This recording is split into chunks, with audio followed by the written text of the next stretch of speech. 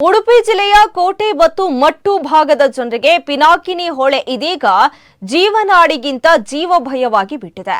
ಹೊಳೆಯ ಮಧ್ಯದಲ್ಲಿ ಹೂಳು ತುಂಬಿ ಹರಿವಿನ ದಿಕ್ಕೇ ಬದಲಾಗಿರುವ ಪರಿಣಾಮ ಭಾರೀ ದಡ ಕುಸಿತ ಉಂಟಾಗುತ್ತಿದ್ದು ಕೃಷಿ ಜಮೀನು, ತೆಂಗಿನ ತೋಟಗಳು ಹೊಳೆ ಪಾಲಾಗ್ತಾ ಇವೆ.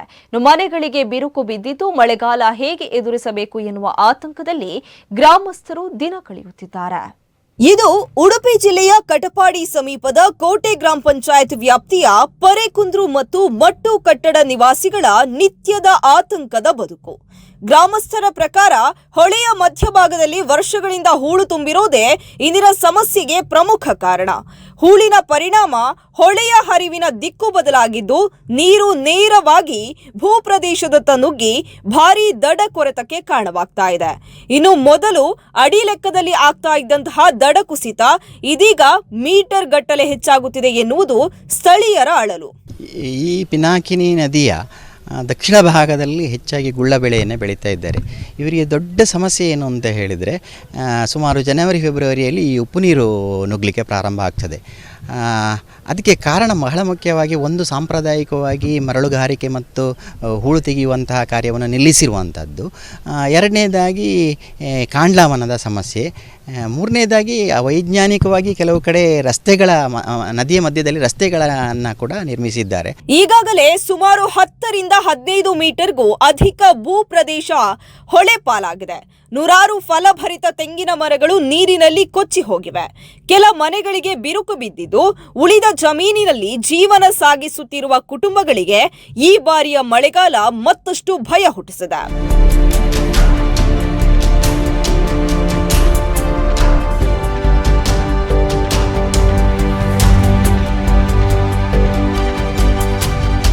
ಇಲ್ಲಿ ಪ್ರತಿ ವರ್ಷ ಮಳೆಗಾಲ ಬಂದಾಗ ಜನರು ಭಯದಲ್ಲೇ ಬದುಕುವ ಪರಿಸ್ಥಿತಿ ನಿರ್ಮಾಣವಾಗ್ತಾ ಇದೆ. ಇನ್ನು ಹೊಳೆಯ ಮಧ್ಯದಲ್ಲಿ ಹೂಳು ತುಂಬಿರೋದ್ರಿಂದ ನೀರಿನ ಹರಿವು ಸಂಪೂರ್ಣ ಬದಲಾಗಿದೆ. ಪರಿಣಾಮ ಭಾರೀ ಪ್ರಮಾಣದಲ್ಲಿ ದಡ ಕುಸಿತ ಉಂಟಾಗುತ್ತಿದ್ದು ಕೃಷಿ ಜಮೀನು ಮತ್ತು ಮನೆಗಳಿಗೆ ಅಪಾಯ ಎದುರಾಗಿದೆ. ತಕ್ಷಣ ಹೂಳು ತೆರವು ಅಥವಾ ದಡ ರಕ್ಷಣಾ ಕಾಮಗಾರಿ ಕೈಗೊಳ್ಳಬೇಕೆಂದು ಸ್ಥಳೀಯರು ಆಗ್ರಹಿಸ್ತಾ ಇದ್ದಾರೆ. ನೀರು ಪೂರ್ಣವಾಗಿ ಹರಿದು ಹೋಗಲಿಕ್ಕೆ ಏನಾಗಿದೆ, ಸಮಸ್ಯೆ ಉಂಟಾಗಿದೆ.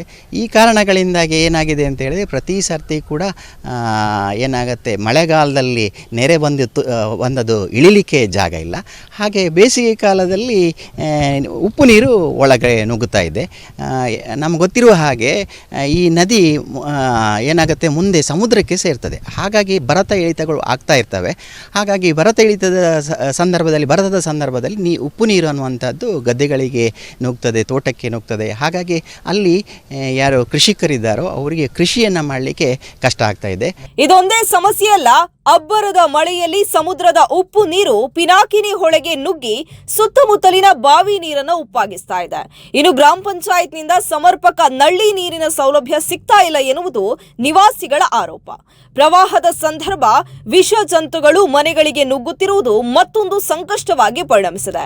ಪಿನಾಕಿನಿ ಹೊಳೆಯ ಮಧ್ಯದಲ್ಲಿ ತುಂಬಿರುವ ಹೂಳು ತೆರವುಗೊಳಿಸಿ ದಡ ರಕ್ಷಣಾ ಕಾಮಗಾರಿ ಕೈಗೊಳ್ಳದಿದ್ರೆ ಮುಂದಿನ ದಿನಗಳಲ್ಲಿ ಇನ್ನಷ್ಟು ಭೂಪ್ರದೇಶ ಹೊಳೆ ಪಾಲಾಗುವ ಭೀತಿ ಸ್ಥಳೀಯರನ್ನ ಕಾಡ್ತಾ ಇದೆ.